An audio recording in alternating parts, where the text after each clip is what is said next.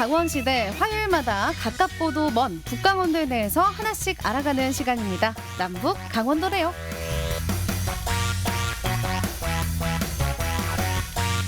단독 방북 취재기자이자 통일TV 대표님이신 진천규 대표님 오늘도 함께합니다. 어서 오세요. 안녕하십니까. 반갑습니다. 네, 반갑습니다.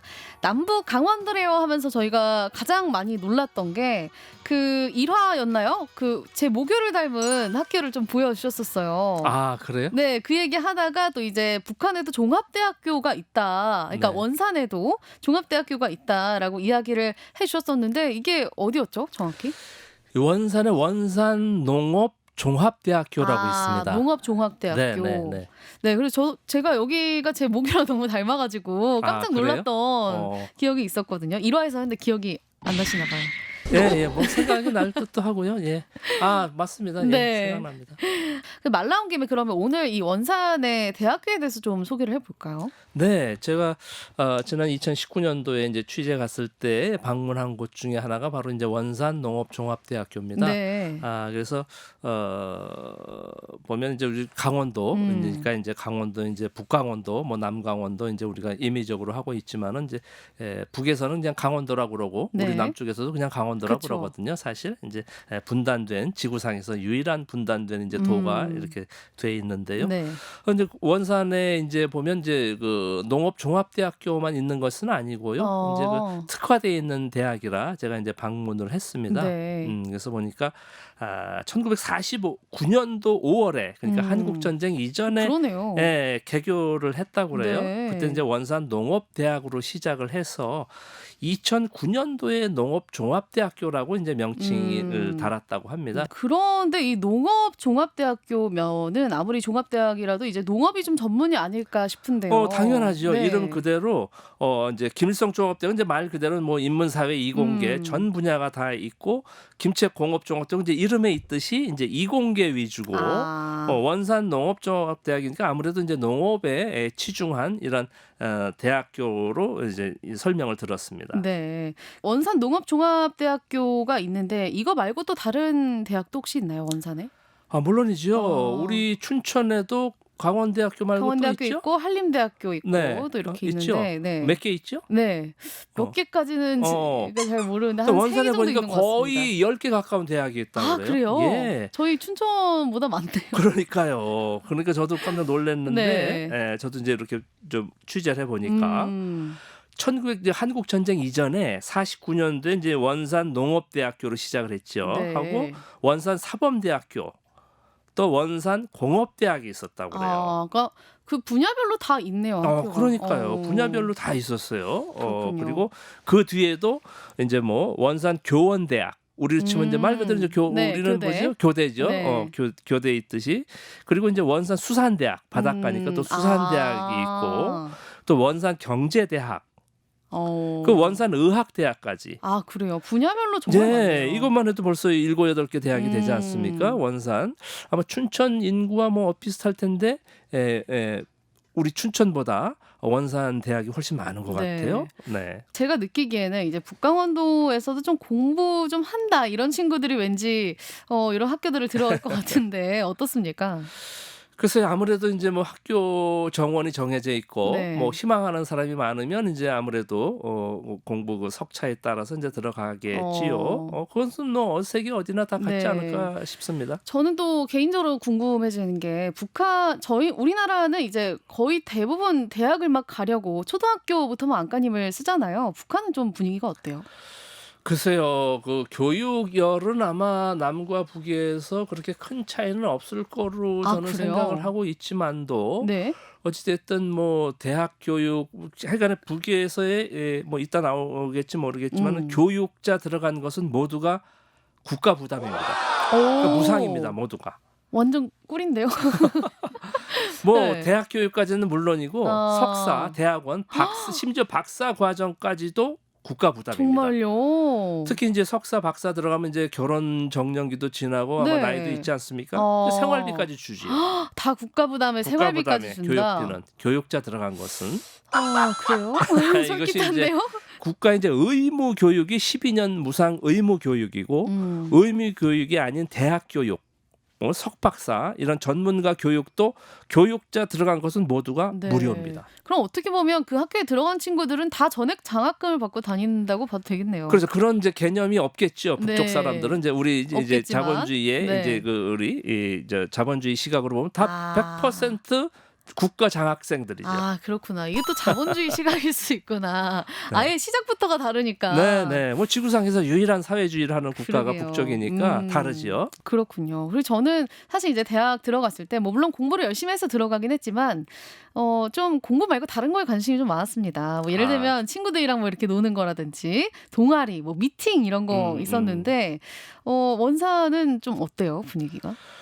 글쎄요, 뭐 미팅은 아마 하지 않을까 싶어요. 거기도 뭐 남자 잘 학생들. 그건 네. 잘 모르시나요? 뭐 제가 굳이 뭐 이렇게 네. 뭐 물어보지는 않았지만 뭐 자연스럽게 이렇게 네. 사귀고 하는 뭐 동무들 사귀고 이런 뭐 동무들. 예, 친구들 동무들이죠. 네.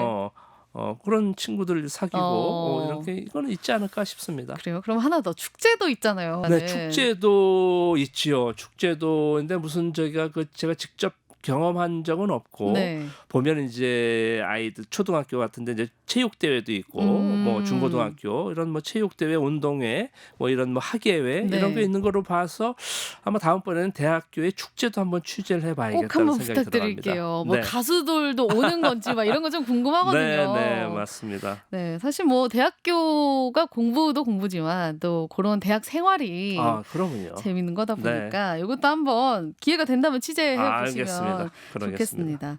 자, 그리고 원산 농업종합대학교를 만약에 졸업을 했어요. 그러면은 농업 쪽으로 아마 진로가 정해지겠죠?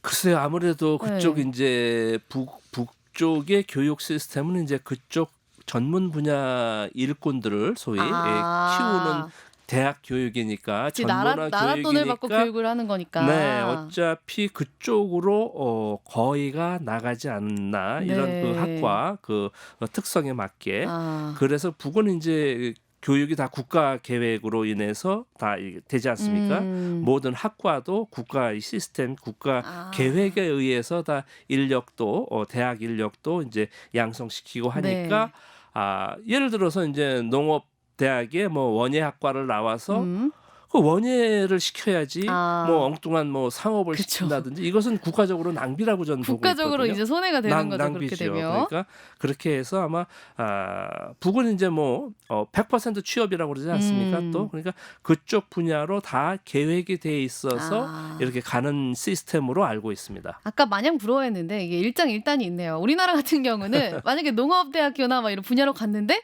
과를 골랐는데 이거 나랑 안 맞다 싶으면은 물론이죠. 바로 이제 바꾸거나 아니면 당연하죠. 그 과를 졸업을 하더라도 다른 분야로 취업을 할 수가 있거든요. 물론이죠. 당연하죠. 근데 또 북한은 어쨌든 이제 국가에서 다 이 교육을 지원해주다 보니까 그만큼 또 그 분야로 좀 가야 국가적 손해가 발생하지 않는다는. 아니, 그거는 어쨌든 우리 이 노지연 진행자의 또 편견일 수 있습니다. 그렇죠. 저만의 생각인가요? 네, 아무래도 또 적성에 하다 보면 안 맞고 하면 제가 그렇게 또 한번 취재를 해본 적이 있어요. 직장 배정을 한다고 하는데 자기의 안 맞는 그러니까 제가 그게 직장 궁금해요. 간다는 게 100% 보장할 수 있냐 이렇게 물어봤죠. 그러니까 어떻게 뭐 직종이 예를 들어서 10자리가 있는데 15명이 지원하면 5명은 못 가지 않습니다. 전부 합리적으로 이야기를 하더라고요. 그 5명은 2지망, 3지망까지 한다고 합니다. 직장을 정할 때. 그래서 2지망, 3지망으로도 가야지 어떻게 하겠습니까? 그리고